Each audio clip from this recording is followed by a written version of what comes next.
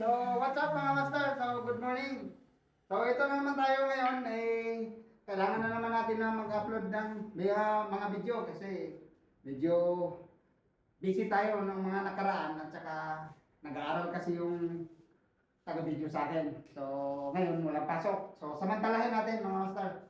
So, ngayon maglilinis muna tayo bago ko ipakita sa inyo yung mga gagawin natin ngayong araw na to. Okay? Kasi medyo marami ng alikabok na magbawas.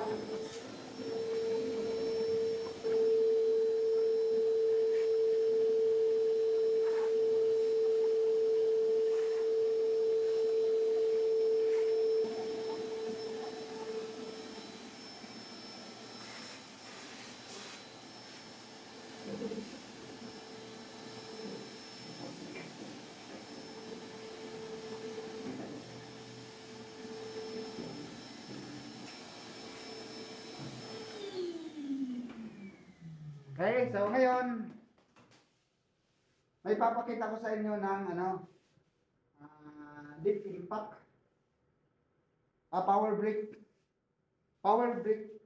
deep impact to. Okay, so gawa ng mesh. Problema mga master, nahugot yung tornilyo siguro sa kakakalikot ng may-ari. So nangyari dahil ito daw baluktot. Di ko alam kung di ko sure kung alam niya na mayroon palang joint dito. Ang problema ang napansin ko, kaya siya bumaluktot din. Lalo, napakarumi na yung mga washer niya, yung mga weight niya. Pang weight to eh. Balancer din nila eh. Ng mesh. So, masyadong marumi na. So, kailangan linisan yan. At may balik ng maayos. Para diretso na yung tako niya. Okay? So, ayan o. Sobrang likpok mga master. Ayan. O. Parang bumiyahe ng Bagyo. Sa Manila. Ang dami dumi na. So, tapos may napansin siya dito sa parte na to ay baluktot daw. So, kailangan natin ahitan yan. At saka ito, yan, ibabalik natin yung tornilyo niya. So, kailangan natin ahitan yan. Yan yung kaso sa tako na yan. At saka itong shaft na ito, medyo maliit na. At may galaw mga master. So, ang mangyari, magpapalit tayo ng maapol. Okay, balik lang natin yan. Ito, gagamitin natin yung ginagawa. Tulad din sa ginawa natin sinauna na mga tako na pinagawa. Nagpapalit sila ng maapol. So, nagagawa naman yan mga master kasi ano lang yan, butas lang yan. So, suksok tayo ng panibagong maapol. So, kukunin natin yung sentro dito sa parte na to para ma-alignment yung buong shaft. Kasi mas maliit na raw. Gusto niya is 12.5, ay 13, sorry, 13.5. So, nasa ano na lang eh. Yan, 13.2. So, 13.5 daw ang gusto niya. At saka, may galaw na pati. So, pag inahita natin, posible bababa tayo ng mga 12.8. So, ayaw na niya yung gano'n.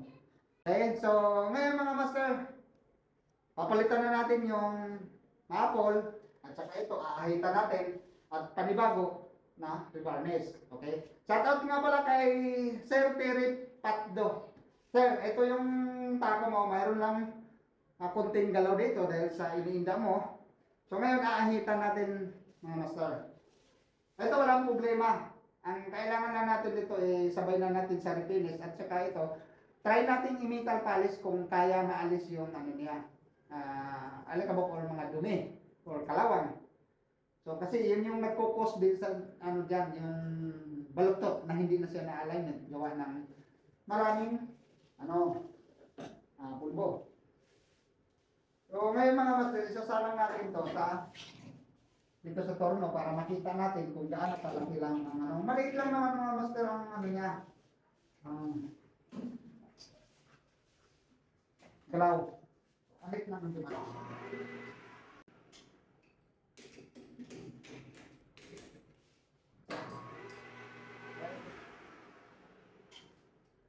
So ngayon, yan, i-try natin salam.